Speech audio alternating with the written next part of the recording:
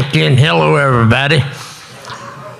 You know, I'm not a very good speaker, but I've been a cowboy all my life. I was raised on a horse, you might say. Daddy traded horses. I was raised in a filling station, and he traded horses in the back pasture. And so I've got a lot to be proud of, to be a cowboy and to be inducted into the Hall of Fame.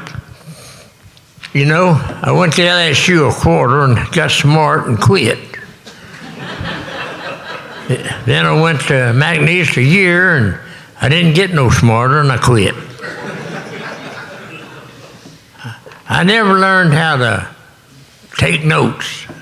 All my notes were just what I'd hear, and I couldn't remember all of it. But I'll tell you what, I'm proud of I've been a cowboy. I've got a lot of friends all over the United States. And you don't go very, very many places that you don't see somebody, or used to see somebody that you knew. But they're all like me, they're going on out of this world. And I ain't enough time to tell you what all I've done, but 92 years. I'll tell you what, you don't know how proud I am to be a member of the Hall of Fame. I didn't think they'd ever put a cowboy in here, but I tried to be a good cowboy. I tried to make it so if some of you went where I was, that you weren't ashamed of something I did. I've never been drunk. I've never drank a beer. I didn't like the taste of beer, and if you got to learn to like something, I don't feel like it's very good. But and very many people have done as many things as I have. I rode a horse down Broadway. I pinned the last bunch of cattle helped pin the last bunch of cattle that went out on a train. It was about 1,200 head. And it's something those things you don't never forget. When in '59, I was in San Francisco, and LSU was playing Ole Miss. So I was listening to that in my car on WWL, and I had to go rope. So another cowboy there said, "Can I stay here and listen at it?" I said, "Yeah, just keep it on." And when I got back, he said, "That was the greatest run I ever heard that Billy Cannon made." And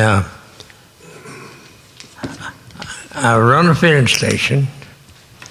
I've had a Western store. I drove a school bus 30 years. And I've moved houses. I moved houses that a lot of other people couldn't move or wouldn't move. But I'm proud of my family. They've kept me going. You know, it gets kind of hard when you're used to going all the time and you get kind of handicapped. A little old 450 John Deere Caterpillar run over me and broke all my right arm off. But I didn't give up. I kept trying, and I still cut hay. When they called me and told me they was put me in the Hall of Fame, I was mowing hay, and my daughter had to come and get me out of the field.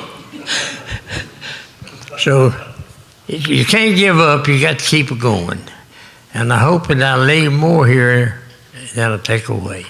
And I was proud of Louisiana. I never was shunned it. And I was proud of Leesville. And I think I had a pretty good name going. And if anybody got any questions or want to know anything, I'll tell them anything I can. I'll start, Mr. Porter. What was it like for a young man from Leesville? What was it like for a young man from Leesville to be doing what you did in Madison Square Garden, winning a world championship in 1949? What was in Leesville? Well, coming from Leesville to New York City and competing in Madison Square Garden. I had two horses. Ray Wharton and I went up there. Went there, and we left here and made one rodeo between here and New York at in Kansas. It kind of broke the thing. It's 1,400 miles from Louisiana to the Garden, and I followed them horses a million mile. And if anything, they talking about how to take care of horses. We hauled them from New York, from Boston home, and unloaded them one time, and we never stopped going. We just drove on back. And when I turned them out in the roping pen, they all went to bucking and playing. So I don't think the hauling really hurt them. You're wearing blue jeans. Of course, that's what cowboys do. Wearing blue jeans. Now, you were part of the Wrangler rodeo team, and in the 1950s, your picture was on the back of jeans that anybody bought a Wrangler pair of jeans, they got your picture. Yes, sir. What was that like? Well, I was proud of it. You know, I was proud of what I got. And, and people talk about rodeo and things. I never did like to talk about myself. You know, I'd rather somebody else tell what I did and all. But, you know, I've got a pretty good family, and they've taken care of me. And Judy, I feel like, did a good job. She worked hard to get me here. And all my kids were cowboys and cowgirls. And they all could work cows. And my son still helps on the ranch. He's got a trucking contract. And I tell you, and I hope that all the kids now still call me T-Berry.